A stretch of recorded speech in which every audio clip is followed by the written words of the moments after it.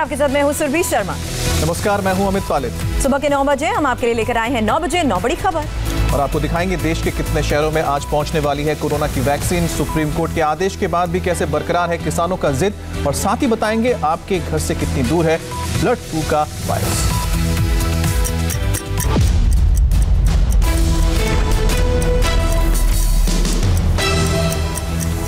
तारीख से टीकाकरण शुरू होने से पहले वैक्सीन पहुंचाने का काम युद्ध स्तर पर जारी है और आज भी देश के 20 से ज्यादा शहरों में कोरोना को मात देने वाली वैक्सीन पहुंच जाएगी।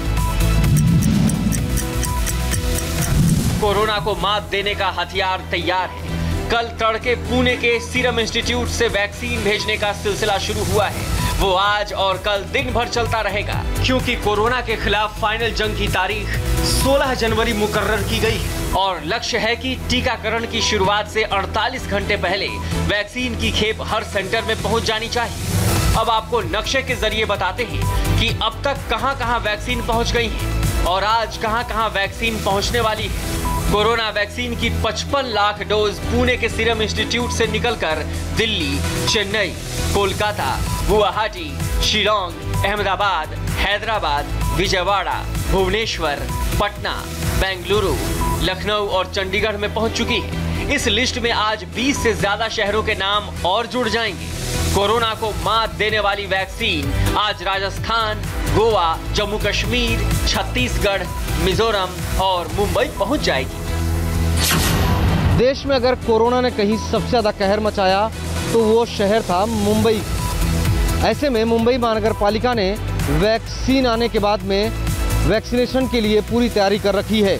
मुंबई शहर में कुल 8 स्टोरेज सेंटर वैक्सीन के लिए बनाए गए हैं, जबकि 75 सेंटर वैक्सीनेशन के लिए तैयार किए गए हैं, जिनमें 15 अलग अलग यूनिट्स तैयार की गई हैं जो 2 अलग अलग शिफ्ट में काम करेगी।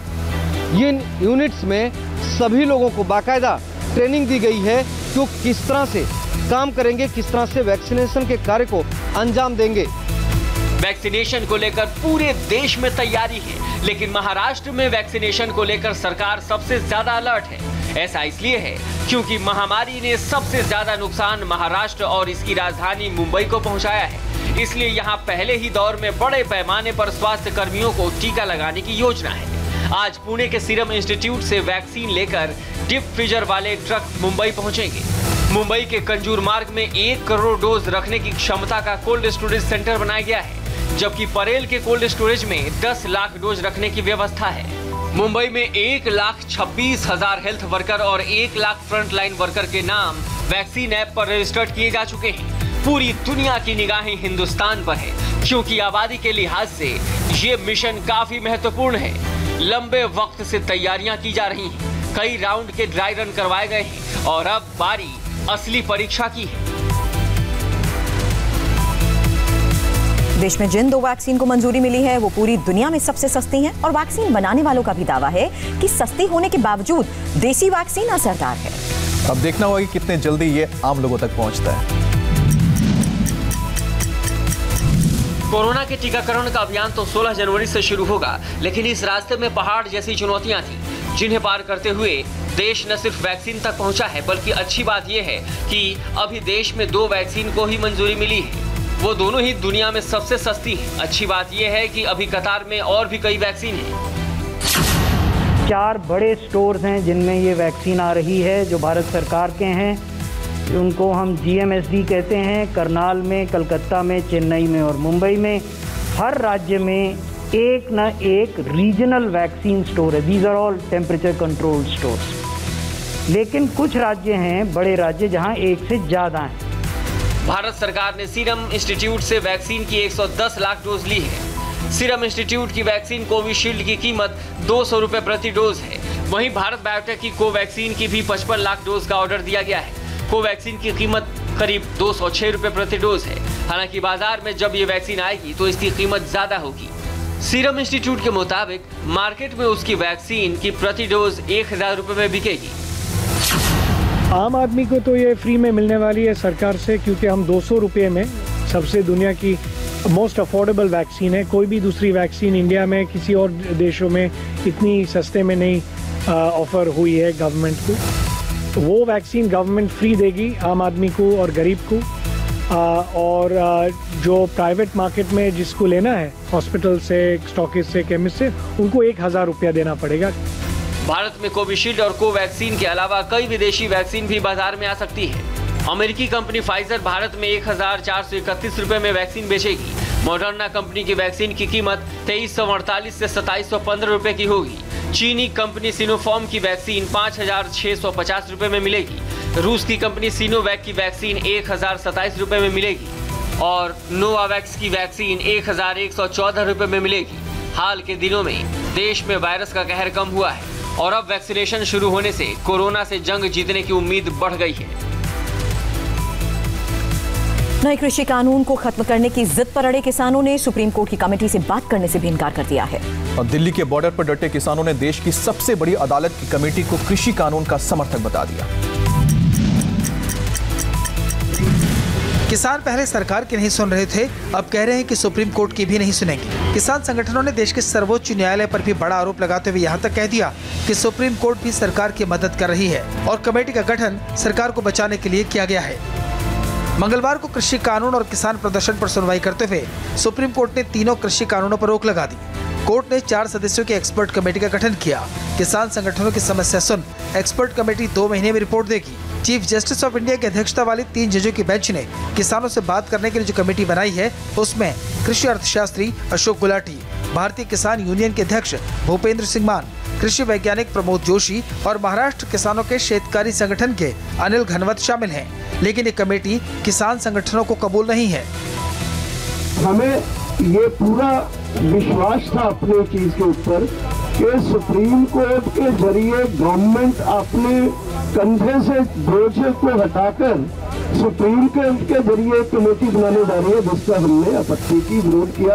हम समझते हैं कि सरकार की ये शरारत है कि वो अपने ऊपर से ये प्रेशर कम करने के लिए सुप्रीम कोर्ट के जरिए ये कमेटी वगैरह ले आए। वो कमेटी भी जो बनी है ये डायरेक्टली और इनडायरेक्टली किसी भी तरह हम उसको नहीं मानते, लेकिन वो सारे के सारे जो कमेटी के मेंबर्स हैं वो प्रो गवर्नमेंट है।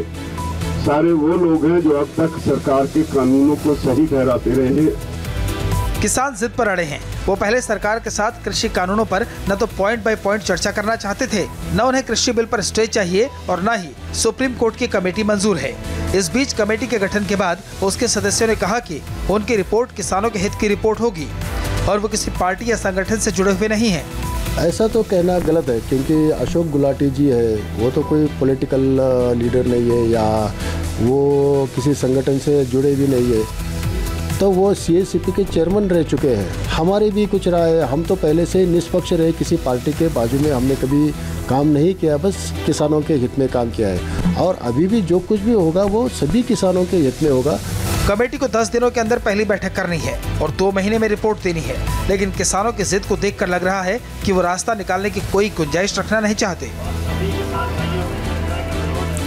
किसानों ने सुप्रीम कोर्ट की कमेटी के बहिष्कार का ऐलान तो किया ही, आंदोलन को भी तेज करने का फैसला लिया है। और किसान इस बात पर भी अड़ गए हैं कि वो 26 जनवरी को दिल्ली में ट्रैक्टर परेड निकाल कर ही रहेंगे। 26 जनवरी पर दिल्ली में कड़ी सुरक्षा व्यवस्था होती है। पाकिस्तान समर्थित आतंकी मौके की तलाश में रहते हैं, इसलिए दिल्ली को किले में तब्दील कर दिया जाता है। लेकिन किसानों को इसकी परवाह नहीं दिखती। सुप्रीम कोर्ट ने तीनों कृषि कानूनों पर रोक लगाई, लेकिन इन सब के बाद भी किसान अपना आंदोलन खत्म नहीं करने वाले हैं। 26 जनवरी वाला कार्यक्रम उसका क्या है? उसमें तो चलेंगे, यहाँ को चलेंगे, यहाँ से ऊपर से और दूसरे वाले रास्ते से। आज ये बात भी कोर्ट में सरकार के वकील की तरफ से कही गई कि 26 जनवरी पे तमाम सिक्योरिटी रिस्ट्रिक्शंस होते हैं, एक पूरा प्रोटोकॉल होता है। ऐसे में आप बार बार कह रहे हैं कि हम अपना ट्रैक्टर लेके जाएंगे, कैसे लेके जाएंगे? पूरी सुरक्षा व्यवस्था होती है। चलेंगे और हम वही तो देखने जा रहे हैं कि तिरंगे झंडे पर कौन वाटर कैनन और डंडे का इस्तेमाल करता है, वही तो देखने जा रहे हैं। 26 जनवरी से पहले आज 13 जनवरी यानी लोहड़ी के दिन को किसान संगठन किसान संकल्प दिवस के तौर पर मना रहे हैं। सुप्रीम कोर्ट तो अपने राजनीतिक उनको इसमें लाना चाह रहा है, ठीक है, उसमें किसान ही होने चाहिए सारे। कोई राजनीति से क्या लेना देना किसानों का? इतने दिन से किसान 2 महीने से यहाँ पड़ा हुआ है। क्या सुप्रीम कोर्ट ने अब जब से क्यों नहीं ये सुप्रीम कोर्ट कह रहा था हर आदमी परेशान है, अपने बच्चों को छोड़ के पड़े हुए, छोटे छोटे बच्चे यहाँ हैं। तो समाधान कैसे निकलेगा? समाधान बातचीत से निकलेगा, तीनों कानून वापस हों। उसके बिना कोई और, उसके बिना क्या चारा हो सकता है?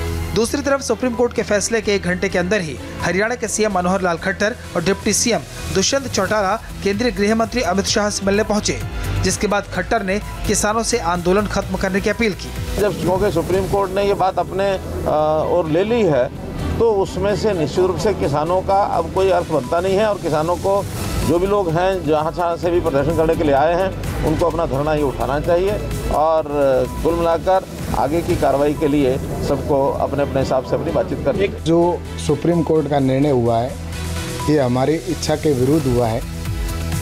हम तो चाहते थे कि ये कानून यथावत रहे, होल्ड नहीं हो, लेकिन उसके बावजूद भी सुप्रीम कोर्ट का जो निर्णय है वह सर्वमान्य है, और निश्चित रूप से हम इस निर्णय का स्वागत करते हैं। सरकार ने साफ कर दिया है कि कानून खत्म नहीं होगा, लेकिन किसानों को वापस कैसे भेजा जाएगा, ये बड़ा सवाल है।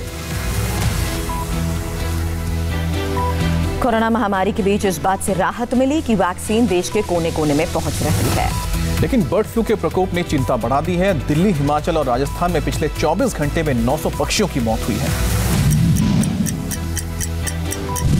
कहीं कौवों की मौत हुई है, कहीं बगुला जमीन पर मरा पड़ा है, तो कहीं मोर और बाकी पक्षियों की मौत ने चिंता ऐसी बढ़ाई है कि देश के कई राज्य हाई अलर्ट पर हैं। केरल, महाराष्ट्र, गुजरात, मध्य प्रदेश, राजस्थान, हरियाणा, दिल्ली, हिमाचल प्रदेश, उत्तराखंड और उत्तर प्रदेश, यहाँ सभी जगह बर्ड फ्लू के केस मिल चुके हैं, और ये केस लगातार बढ़ते जा रहे हैं। खास तौर पर पिछले 24 घंटे में नए केस आने से इसके फैलने का खतरा बढ़ गया है।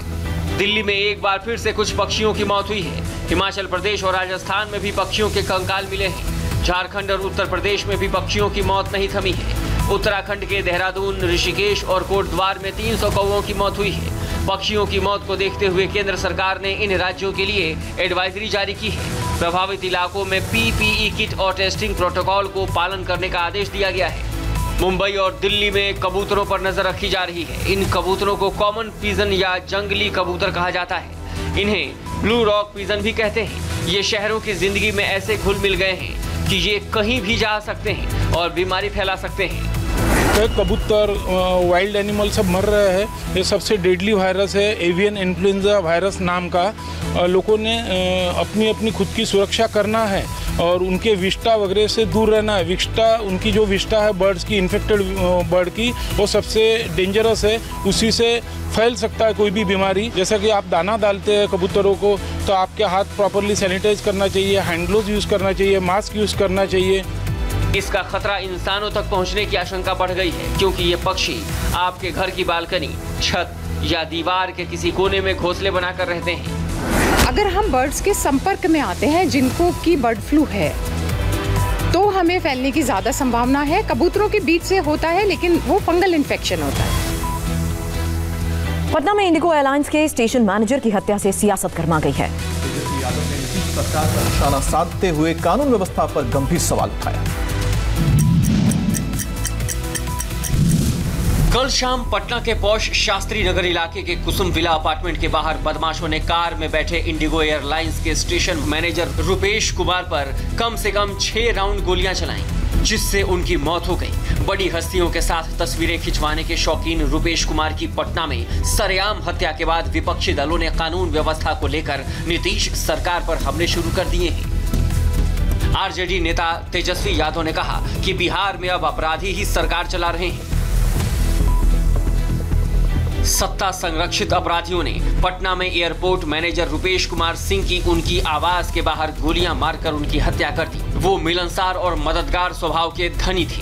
उनके असामयिक मृत्यु से बहुत दुखी हूं। भगवान उनकी आत्मा को शांति प्रदान करे। बिहार में अब अपराधी ही सरकार चला रहे हैं। वारदात के कुछ देर बाद मौके पर पहुंचे जन अधिकार पार्टी के संरक्षक पप्पू यादव ने तो हत्याकांड की सीबीआई जांच की मांग कर दी। कार के चकनाचूर शीशे बता रहे हैं कि बदमाशों ने किस तरह फायरिंग की होगी। बताया जा रहा है कि पटना एयरपोर्ट पर कोरोना वैक्सीन की अनलोडिंग के बाद रुपेश कुमार जैसे ही शाम को अपने अपार्टमेंट के करीब पहुंचे, घात लगाए बदमाशों ने उनकी कार पर फायरिंग कर दी। इंडिगो एयरलाइंस में मैनेजर के पद पर तैनात रुपेश सिंह की अपराधियों ने गोली मारकर हत्या कर दी जब वो अपने घर शास्त्री नगर में पहुंच रहे थे। अपने घर के दरवाजे के बाहर ही उनकी गाड़ी थी कि तभी अपराधियों ने उन पर गोली बरसा दी। करीब 6 गोलियां उनको मारी गई। हत्याकांड की जांच कर रही पुलिस के लिए मुश्किल ये है कि अपार्टमेंट के गेट पर लगा सीसीटीवी कैमरा 2 साल से खराब है। अज्ञात अपराध कर्मियों द्वारा घटना को अंजाम दिया गया है। कोई विटनेस नहीं घटना का, किसी ने देखा नहीं घटना होते हुए। कितने अपराधी आए थे, कैसे आए थे, ये अभी तक खुलासा नहीं हुआ। बाकी हम लोग जांच कर रहे हैं। पटना में रुपेश का रुतबा एक सेलिब्रिटी जैसा था। सोशल मीडिया अकाउंट पर उनके कई नामचीन हस्तियों के साथ फोटो पोस्ट है।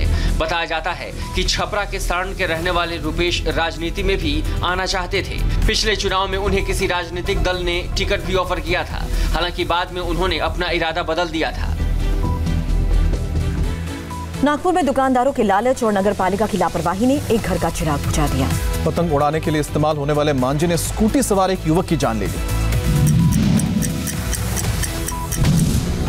मकर संक्रांत से पहले ही नागपुर के आकाश में पतंगें उड़ने लगती हैं, लेकिन इन पतंगों को उड़ाने के लिए नायलॉन मांझा पर प्रतिबंध लगा है। इसके बावजूद दुकानदार चोरी छिपे नायलॉन मांझा बेचते हैं और पतंगबाज इसका इस्तेमाल करते हैं। इसी मांझे से 23 साल के प्रणय प्रकाश ठाकरे का गला कट गया और उनकी मौके पर ही मौत हो गई। नागपुर के मानेवाड़ा के रहने वाले प्रणय अपनी बहन का डोमिसाइल सर्टिफिकेट बनाकर इसी स्कूटी से घर आ रहे थे। रास्ते में मांझा उनके गले में फंसा। इससे पहले कि प्रणय को इसका एहसास भी होता, मांझे ने तेजी से गला काट दिया। इतना खून निकला कि अस्पताल पहुंचने से पहले ही उन्होंने दम तोड़ दिया। नागपुर में नायलॉन मांझा बैन है, लेकिन महानगर पालिका इसे लागू नहीं करवा पा रही है। हालांकि 3 दुकानदारों को गिरफ्तार किया गया है, लेकिन बाकी जगहों पर मांझा धड़ल्ले से बिक रहा है। पूरा उत्तर भारत एक बार फिर जबरदस्त शीतलहर की चपेट में आ सकता है और इस बार ठंडी हवाएं तो चलेंगी ही, कई इलाकों में घना कोहरा भी छा सकता है।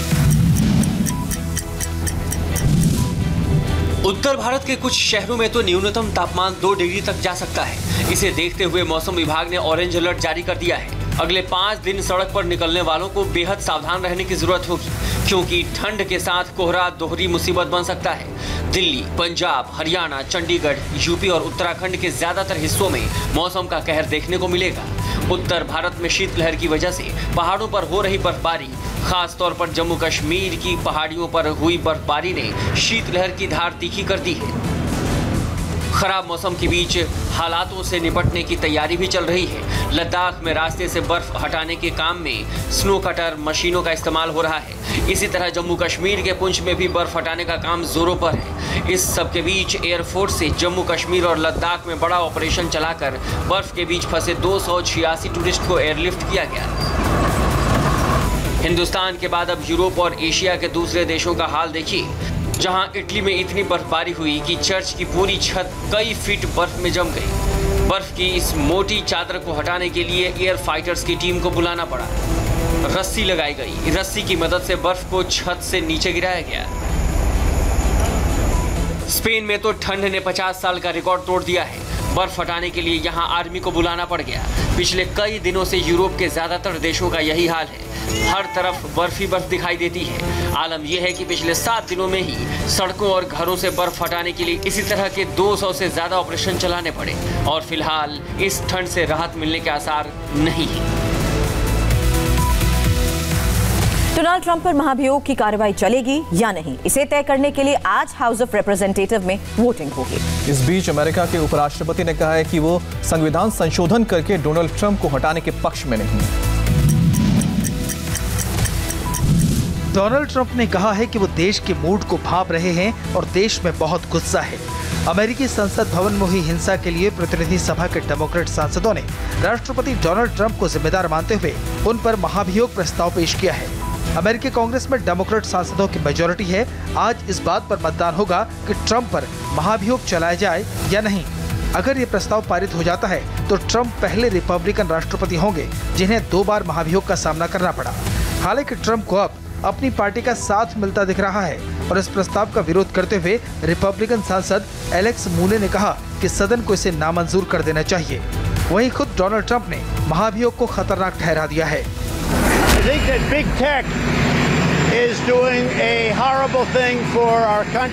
वो हमारे देश के लिए डरावनी स्थिति पैदा कर रहा है। ये एक उनके लिए भयंकर गलती साबित होने जा रही है। वो बांट रहे हैं। जो बात मैं बहुत पहले से कह रहा था वो अब सामने आ रही है। मैं बहुत पहले से कह रहा था लेकिन लोगों ने इस पर एक्शन नहीं लिया। अब वो बड़ी गलती कर रहे हैं जो हमारे देश के लिए घातक हो सकती है। इससे दूसरों को भी यही करने के लिए बढ़ावा मिल सकता है। इससे बहुत समस्या और बहुत खतरा हो सकता है। ये बड़ी गलती है जो उनको नहीं करनी चाहिए। ट्रंप को हटाने के लिए भी एक प्रस्ताव कांग्रेस पास कर सकती है, लेकिन अमेरिकी मीडिया में कयास लग रहे हैं कि प्रस्ताव पास होने के बाद भी उपराष्ट्रपति माइक पेंस डोनाल्ड ट्रंप के खिलाफ एक्शन नहीं लेंगे। अब बने रहे हमारे साथ, जल्द लौटेंगे। आगे देखिए कोरोना वैक्सीन को लेकर कोलकाता से बड़ी खबर।